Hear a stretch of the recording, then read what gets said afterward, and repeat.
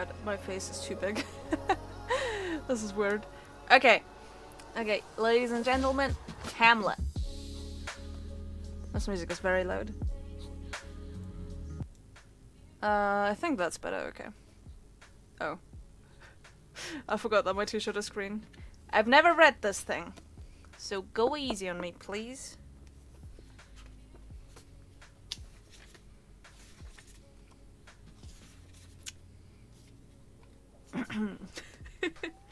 This is just practice.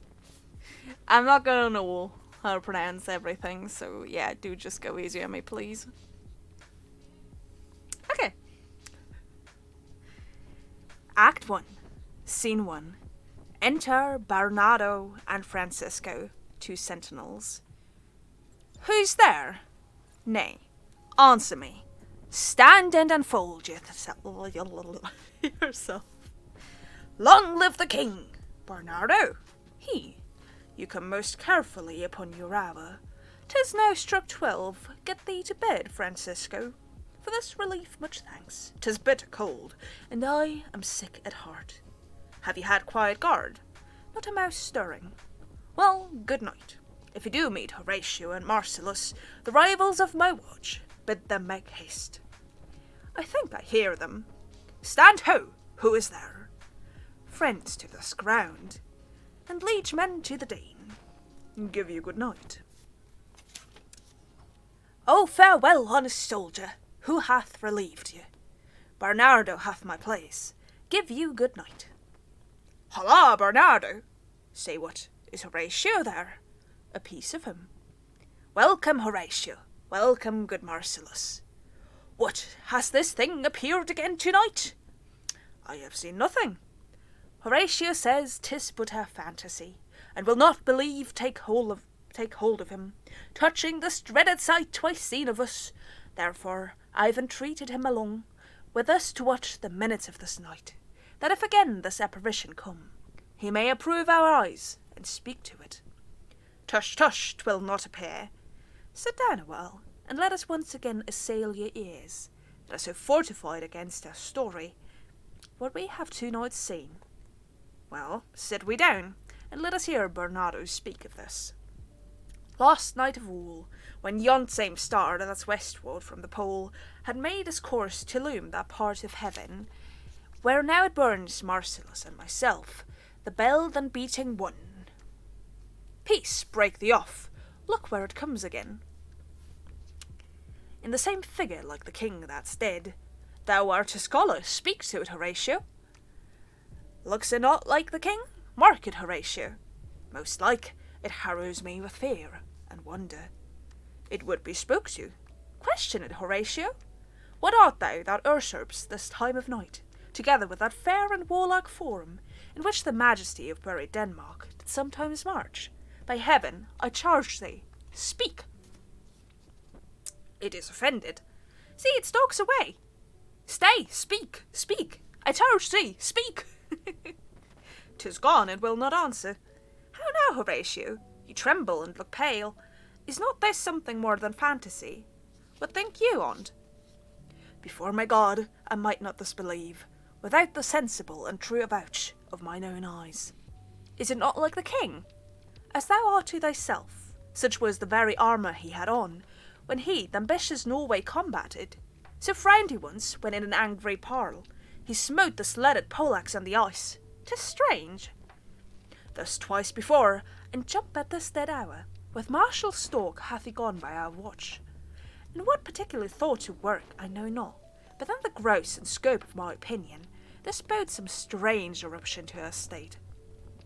Good now, sit down, and tell me, he that knows, why this same strict and most observant watch so nightly toils the subject of the land, and why such daily cast of brazen cannon, and foreign mart for implements of war, why such impressive shipwrights, whose sore task does not divide the Sunday from the week?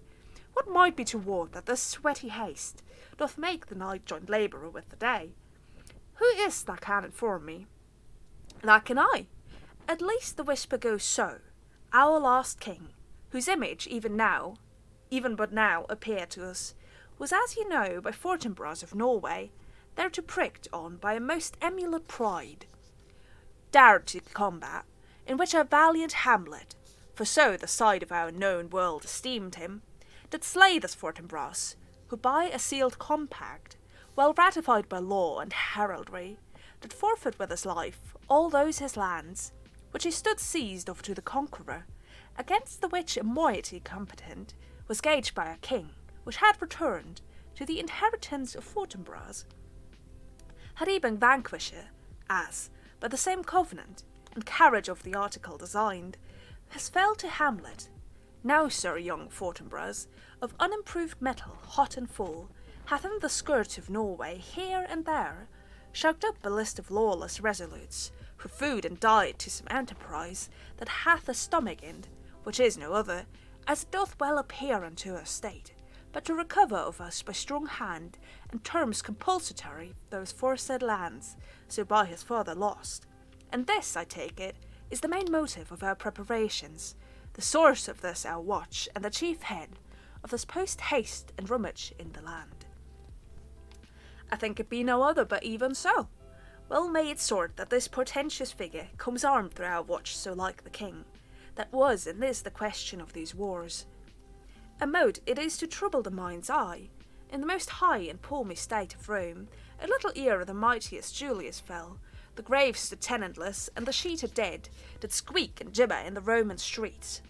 As stars with trains of fire and dews of blood, disasters in the stun, and the moist star upon whose influence Neptune's empire stands, was sick almost to doomsday with eclipse. And even the like precurse of feared events, as harbingers preceding still the fates, and prologue to the omen coming on, have heaven and earth together demonstrated unto acclimatures and countrymen. But soft, behold, lo, where it comes again! I'll cross it though it blast me. Stay, illusion. If thou hast any sound or use of voice, speak to me. If there be any good thing to be done, that may to thee do ease and grace to me, speak to me. If thou art privy to thy country's fate, which happily foreknowing may avoid, or speak, speak. Or if thou hast deported in thy life, extorted treasure in the womb of earth, for which they say your spirits oft walk in death, speak of it, stay and speak.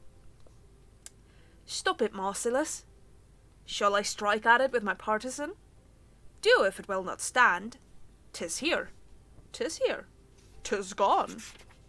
We do it wrong, being so majestical, to offer it the show of violence, for it is as the air, invulnerable, and our vain blows malicious mockery. It was about to speak when the cock crew, and then it started like a guilty thing upon a fearful summons. I have heard the cock, that is the trump to the morn, doth with his I'm going too fast.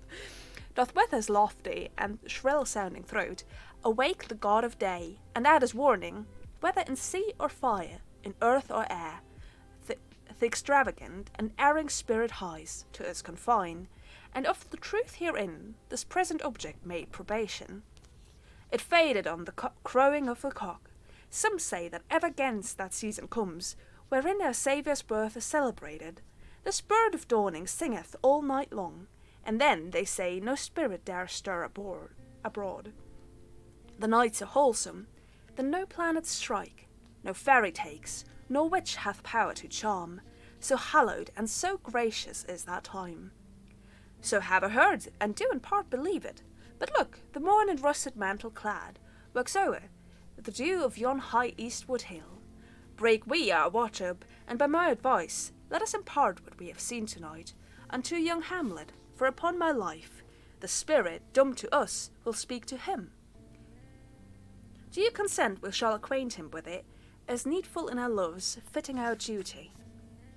Let's do it, I pray, and I this morning know where we shall find him most convenient. Exeunt. Scene 2.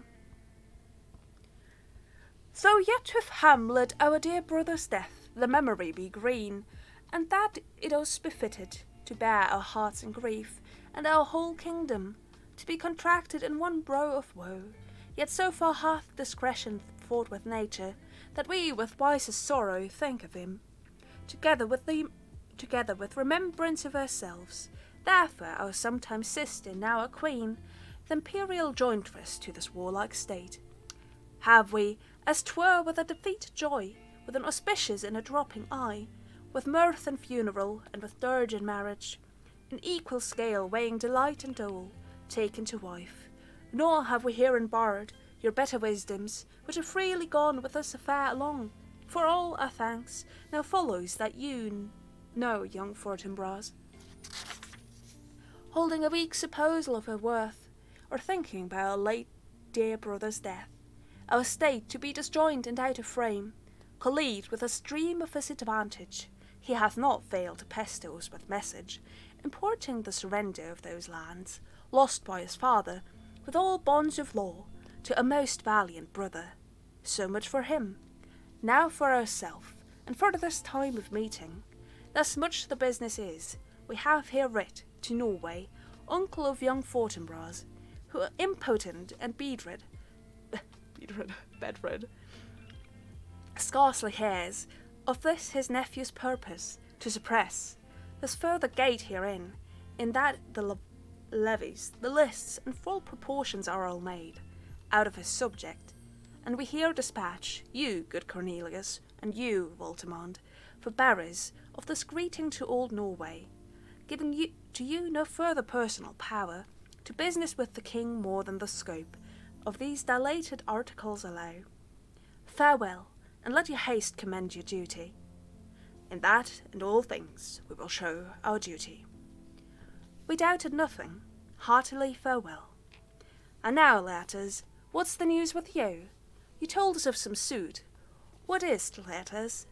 You cannot speak of reason to the Dane, and lose your voice. What wouldst thou back, letters? That shalt not be my offer, not thy asking. The head is not more native to the heart, the hand more instrumental to the mouth, than is the throne of Denmark to thy father. What wouldst thou have, Lert? My dread lord, your leave and favour to return to France, from whence though willingly I came to Denmark, to show my duty in your coronation. Yet now I must confess that duty done, my thoughts and wishes bend again toward France, and bow them to your gracious leave and pardon. Have you your father's leave? What say Polonius? He hath, my lord, wrung from me my slow leave, by laboursome petition, and at last, upon his will I sealed my hard consent. I do beseech you, give him leave to go. Take thy fair hour, Laertes, time be thine, and thy best graces spend it at thy will. But now, my cousin Hamlet and my son, a little more than kin, and less than kind. How is it that the clouds still hang on you? Not so, my lord, I am too much in the sun. Good Hamlet, cast thy nighted colour off, and let thine eye look like a friend on Denmark. Do not forever with thy veiled lids seek for thy noble father in the dust.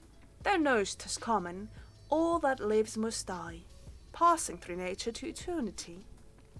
Ay, madam, it is common. If it be, why seems it so particular with thee? Seems, madam? Nay, it is. I know not seems.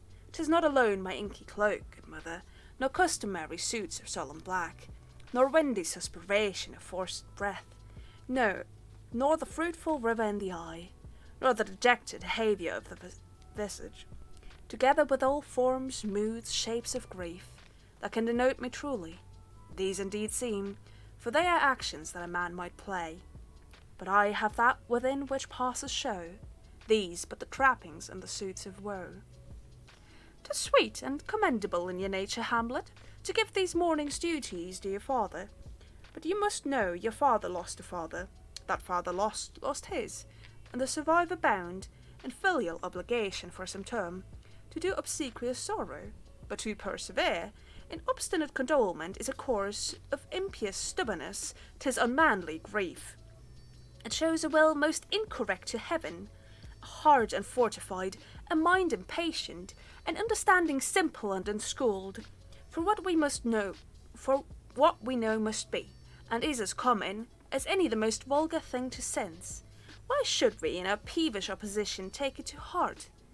Fie, 'tis a fault to heaven, a fault against the dead, a fault to nature, to reason most absurd, whose common theme is death of fathers, and who still hath cried from the first chorus till he that died today.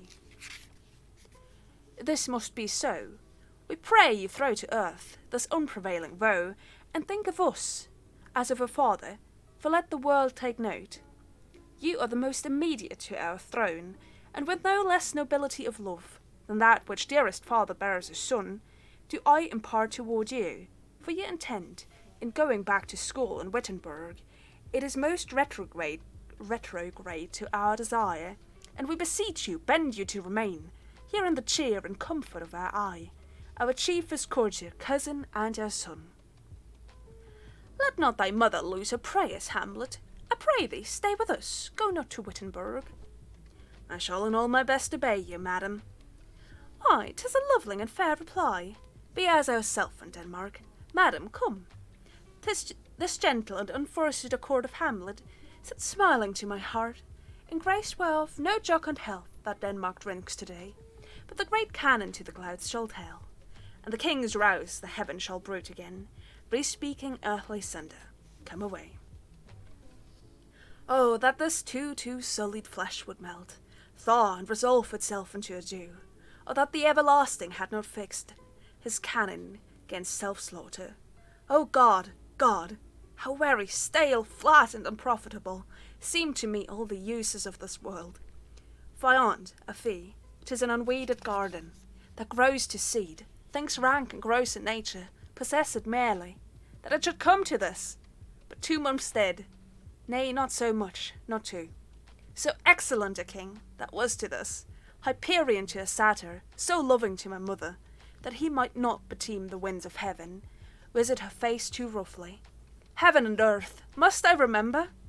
Why, she would hang on him, as if increase of appetite had grown, by what it fed on, and yet within a month, let me not think on't, frailty, thy name is woman. A little month, or ere those shoes were old, with which she followed my poor father's body, like Naomi, all tears, why, she, O God, a beast that once discoursive reason, would have mourned longer, married with my uncle, my father's brother, but no more like my father, than I to Hercules. Within a month, ere yet the salt of the most unrighteous tears had left the flushing in her galled eyes, she married, O most wicked speed, to post with such dexterity to incestuous sheets. It is not, nor it cannot come to good, but break my heart, for I must hold my tongue. Hail to your lordship! I am glad to see you well, Horatio, or I do forget myself.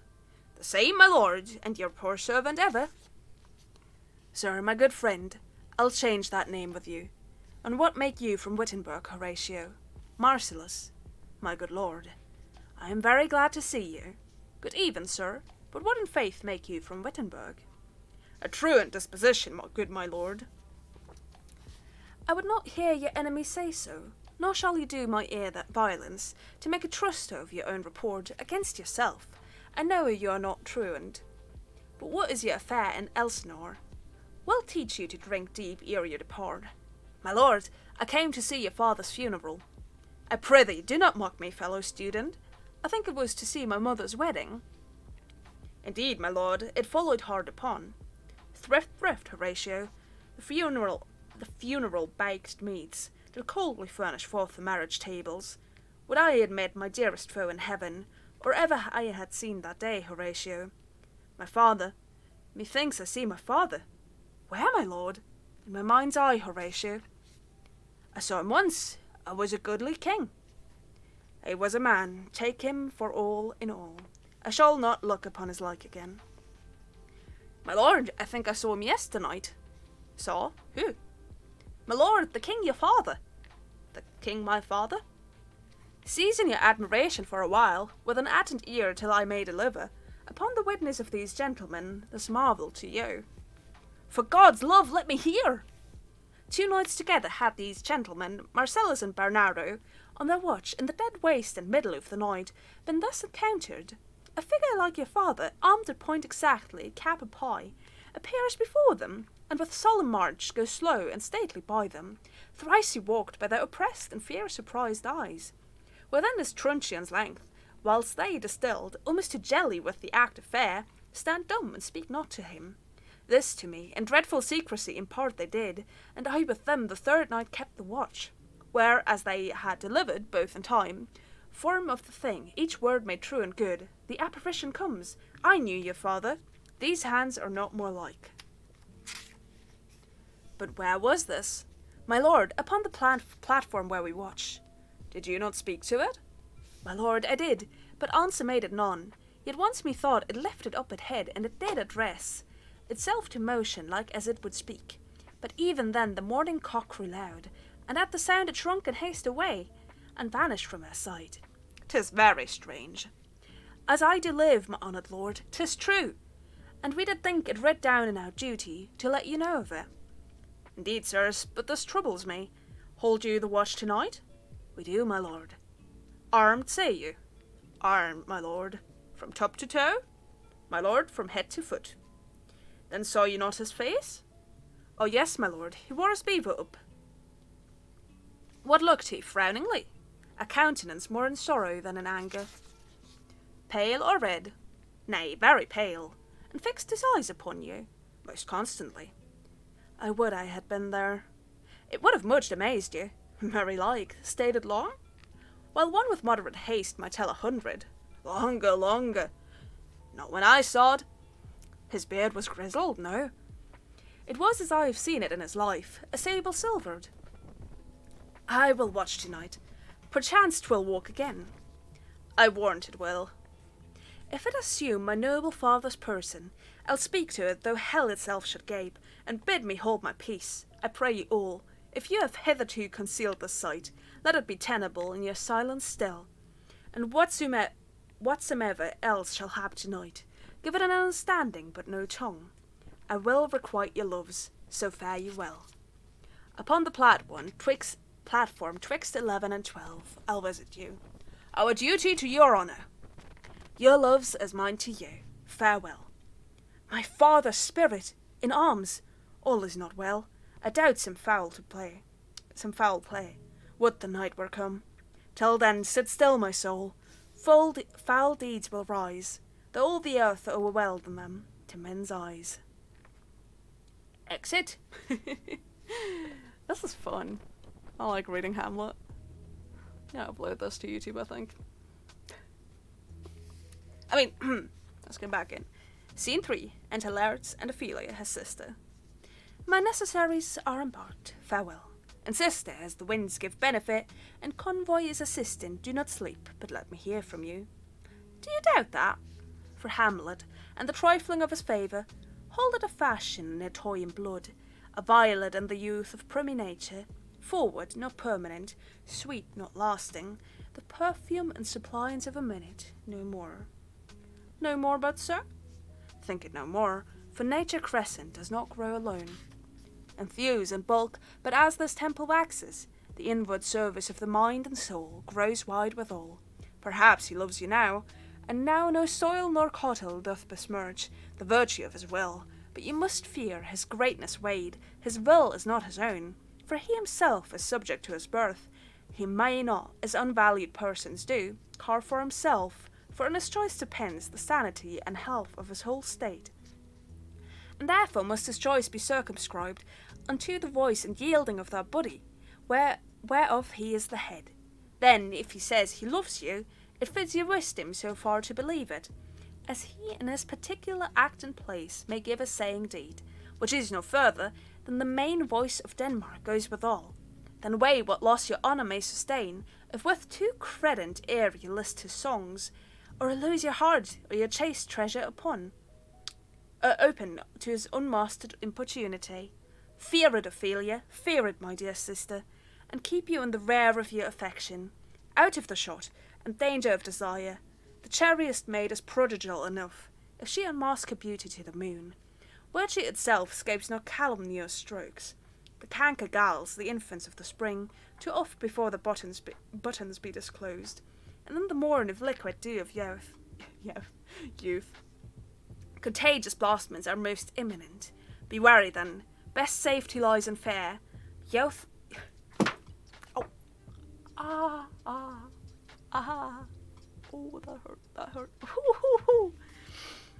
Youth to itself rebels, though none else near. Youth hurts itself. I shall the effect of this good lesson keep, as watchman to my heart. But good my brother, do not as some ungracious pastors do. Show me the steep and thorny way to heaven, whiles like a puffed and reckless libertine, himself the primrose path of dalliance treads, and recks not his own rede. Oh, fear me not. I stay too long. But here my father comes. A double blessing is a double grace. Occasion smiles upon a second leave. And yet here, lairds, aboard for shame. The wind sits in the shoulder of your sail, and you're stayed for. There, my blessing with thee. And these few precepts in thy memory, look thy character. Give thy thoughts no tongue, nor any unproportioned thought his act. Be thou familiar, but by no means vulgar. Those friends thou hast, and their adoption tried, grapple them unto thy soul with hoops of steel, but do not dull thy palm with entertainment of each new hatched and fledged courage. Beware of entrance to a quarrel, but being in, bear that thou post may beware of thee. Give every man thy ear, but few thy voice. Take each man's censure, but reserve thy judgment.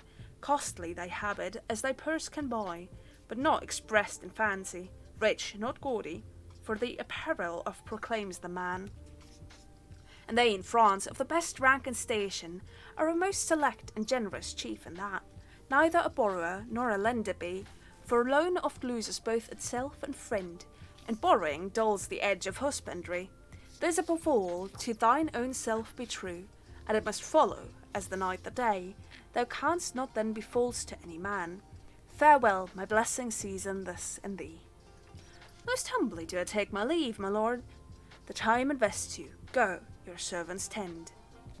Farewell, Ophelia, and remember well what I have said to you. 'Tis in my memory locked, and you yourself shall keep the key of it. Farewell. What is't, Ophelia, he hath said to you? So please you, something touching the Lord Hamlet. Marry, well bethought. 'Tis told me he hath very oft of late given private time to you, and you yourself have of your audience been most free and bounteous. If it be so, as so 'tis put on me, and that in way of caution I must tell you, you do not understand yourself so clearly as it behoves my daughter and your honour. What is between you? Give me up the truth. He hath, my lord, of late made many tenders of his affection to me. Affection? Pooh! You speak like a green girl, unsifted in such perilous circumstance. Do you believe his tenders, as you call them?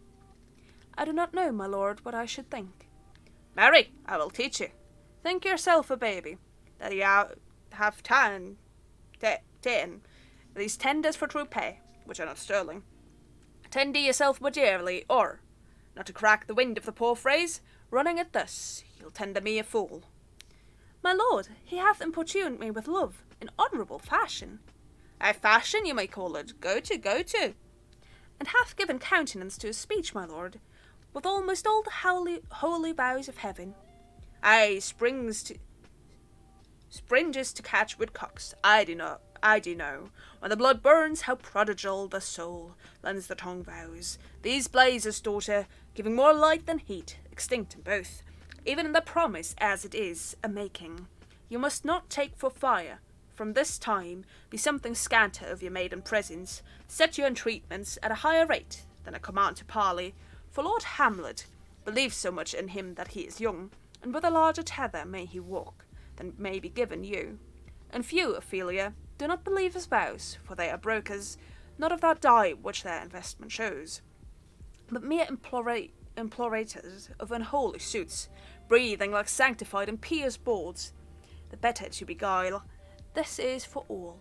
I would not, in plain terms, from this time forth, have you so slander any moment leisure, as to give words or talk with the Lord Hamlet. Look to, I charge you. Come your ways. I shall obey, my lord. Exeunt! Scene 4. Into Hamlet, Horatio, and Marcellus. The air bites shrewdly. It is very cold. It is a nipping and an eager air.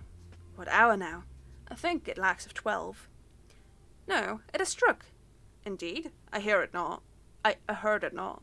It then draws near the season, wherein the spirit hells as one to walk.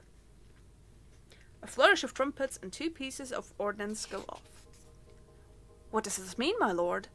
The king doth wake tonight, and takes his rouse, keeps wassail and the swaggering upspring rails, and as he drains his draughts of Rhenish down, the kettle drum and trumpet thus bray out the triumph of his pledge. Is it a custom? Aye, marry is't, but to my mind, though I am native here, and to the manor born, it is a custom, more honoured in the breach than the observance. This heavy-headed rebel east and west make us traduced and taxed of other nations. They cleap us drunkards, and with swinish phrase soil our addition, and indeed it takes from our achievements, though performed at height, the pith and marrow of our attribute. So oft it chances in particular men, that for some vicious mole of nature in them, as in their birth, when they are not guilty, since nature cannot choose his origin, but the o'ergrowth of some complexion, of breaking down the pales and forts of reason, or by some habit that too much o'erleavens the form of clause of manners, that these men, carrying, I say, the stamp of one defect, being nature's livery or fortune's star, his virtues else, be they as pure as grace, as infinite as man may undergo, shall under general censure take corruption.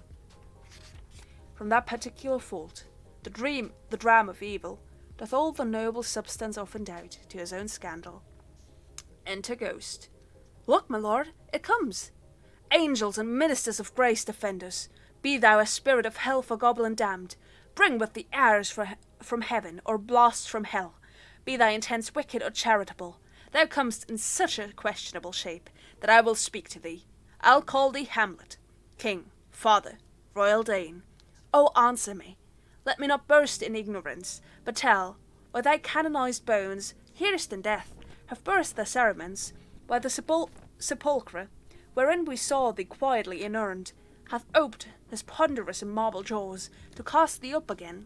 What may this mean, that thou, dead corse, again in complete steel, revisitst thus the glimpses of the moon, making night hideous, and we, fools of nature, so horridly to shake our disposition, with thoughts beyond the reaches of our souls? Say, why is this? Wherefore? What should we do? Ghost beckons. It beckons you to go away with it, as if it's some impartment did desire to you alone. Look with what courteous action it waves you to a more removed ground, but do not go with it. No, by no means. It will not speak, that I will follow it. Do not, my lord. Why, what should be the fear? I do not set my life at a pin's fee. And for my soul, what can it do to that, being a thing immortal as itself? It waves me forth again. I'll follow it. What if it tempt you toward the flood, my lord, or to the dreadful summit of the cliff, that beetles o'er space into the sea, and there assume some other horrible form which might deprive your sovereignty of reason, and draw you into madness? Think of it. The very place puts toys of desperation, without more motive, into every brain that looks so many fathoms to the sea, and hears it roar beneath. It waves me still. Go on, I'll follow thee. You shall not go, my lord. Hold off your hands. Be ruled, you shall not go. My fate cries out, and makes each petty artery in this body as hardy as the Nemean lion's nerve. Still am I called. Unhand me, gentlemen. By heaven, I'll make a ghost of him that lets me. I say away. Go on, I'll follow thee. Exeunt Ghost and Hamlet. He waxes desperate with imagination. Let's follow. 'Tis not fit thus to obey him.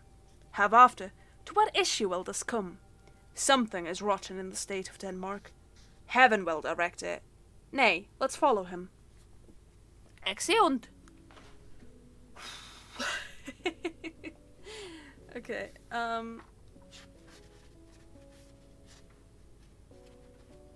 is that... Can I see when scenes end and stuff? Is it just scene by scene?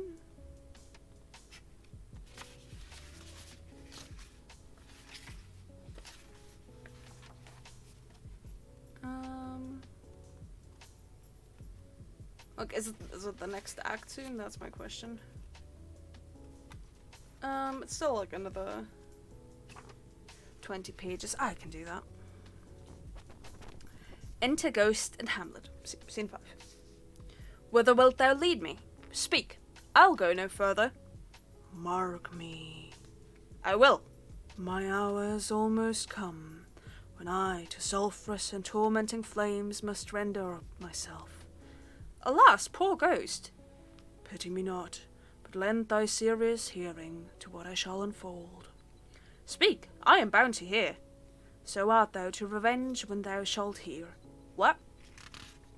I am thy father's spirit, doomed for a certain term to walk the night, and for the day confined to fast and fires, till the foul crimes known in my days of nature are burnt and purged away.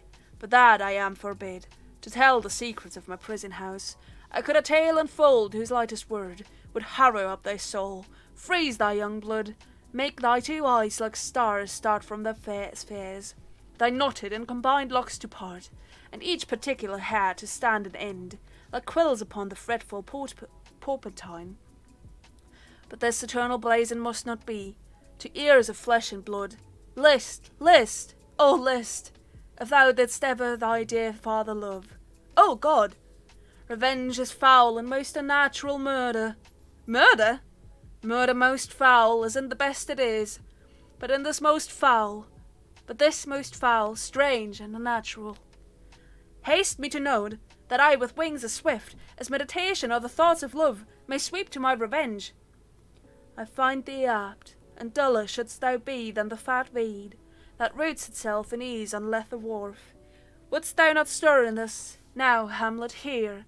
'Tis given out that, sleeping in my orchard, a serpent stung me, so the whole ear of Denmark is by a forged process of my death, rankly abused.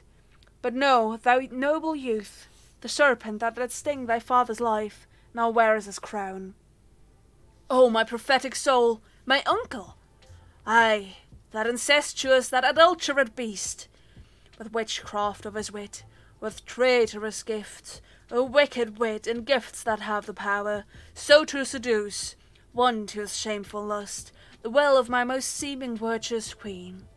O Hamlet, what a falling off was there, from me whose love was of that dignity, that it went hand in hand even with the vow I made to her in marriage, and to decline upon a wretch whose natural gifts were poor to those of mine. But virtue as it never will be moved, though lewdness courted in a shape of heaven, so lust, though to a radiant angel linked, will sate itself in a celestial bed, and prey on garbage. But soft, methinks I scent the morning air. Brief let me be, sleeping within my orchard, my custom always of the afternoon. Upon my secure hour thy uncle stole, with juice of the cursed Hebanon in a vial, and in the porches of my ears did pour the leprous distilment, whose effect holds such an enmity with blood of men, that swift as quicksilver it courses through the natural gates and alleys of the body, and with a sudden vigour it doth posset, and curd, like eager droppings into milk, the thin and wholesome blood. So did it mine, and the most instant it barked about, most lazar-like, with vile and loathsome crust, all my smooth body. Thus was I, sleeping, by a brother's hand, of life, of crown, of queen at once dispatched, cut off even in the blossoms of my sin, unhoused, disappointed, unannaled, no reckoning made, but sent to my account, with all my imperfections on my head. O horrible, most horrible! If thou hast nature in thee, bear it not. Let not the royal bed of Denmark be a couch for luxury and damned incest. But howsomever thou pursuest this act, taint not thy mind, nor let thy soul contrive against thy mother aught. Leave her to heaven, and to those thorns that in the bosom lodge, to prick and sting her. Fare thee well at once. The glowworm shows the matin to be near, and dins to pale as ineffectual fire. Adieu, adieu, adieu. Remember me. Exit. O all you host of heaven! O earth! What else? And shall I couple hell? O fie!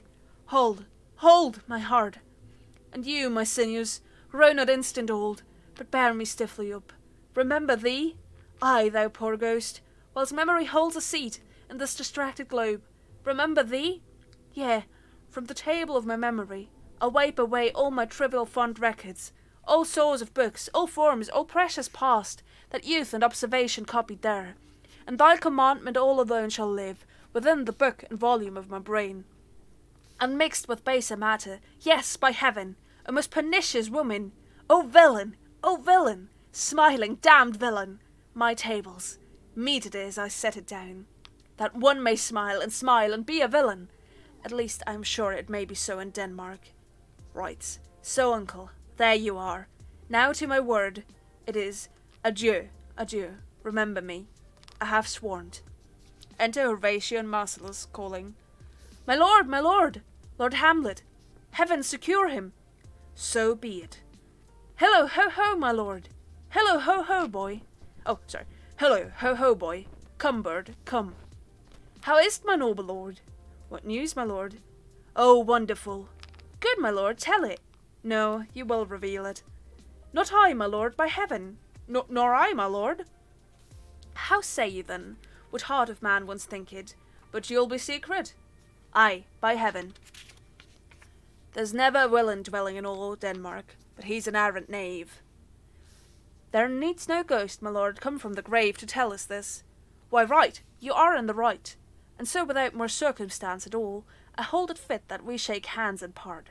You as your business and desire shall point you, for every man hath business and desire, such as it is, and for my own poor part, I will go pray. These are but wild and whirling words, my lord. I am sorry they offend you, heartily. Yes, faith, heartily.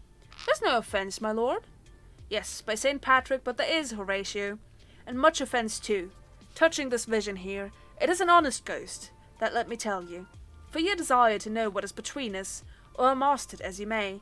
And now, good friends, as you are friends, scholars and soldiers, give me one poor request. What is't, my lord? We will. Never make known what you have seen tonight. My lord, we will not. Nay, but swear't. In faith, my lord, not I. Nor I, my lord, in faith. Upon my sword. We have sworn, my lord, already. Indeed, upon my sword, indeed. Swear. Aha, boy, say'st thou so? Art thou there, a true penny? Come on, you hear this fellow in the cellarage. Consent to swear. Propose the oath, my lord. Never to speak of this that you have seen. Swear by my sword. Swear. They swear. Hic et ubique. And we'll shift our ground. Come hither, gentlemen, and lay your hands again upon my sword. Swear by my sword, never to speak of this that you have heard. Swear by your sword. They swear. Well said, old mole. Canst thou work your earth so fast? A worthy pioneer. Once more remove, good friends. O day and night, but this is wondrous strange. Therefore, as a stranger give it welcome. There are more things in heaven and earth, Horatio, than are dreamed of in your philosophy. But come, here as before, never, so help you mercy, how strange or odd some'er I bear myself, as I perchance hereafter shall think meet, to put an antic disposition on, that you, at such time seeing me, never shall, with arms incubant thus, or this head shake, or by pronouncing of some doubtful phrase, as, well, we know, or we could, and if we would, or if we list to speak, or there be, and if they might, or such an ambiguous giving out, to note, you know aught of me, this do swear, so grace and mercy at your most need help you. Swear. Oh, sorry. Swear. They swear. Rest, perturbed spirit. So, gentlemen, with all my love, I do commend me to you, and what so poor a man as Hamlet is, may do to express his love and friending to you. God willing, shall not lack. Let us go in together, and still your fingers on your lips I pray. The time is out of joint, O cursed spite, that ever I was born to set it right. Nay, come, let's go together. Exeunt. That was Act 1. I hope you enjoyed. I am done now. I need to recover my voice. Bye! I hope the music wasn't too annoying.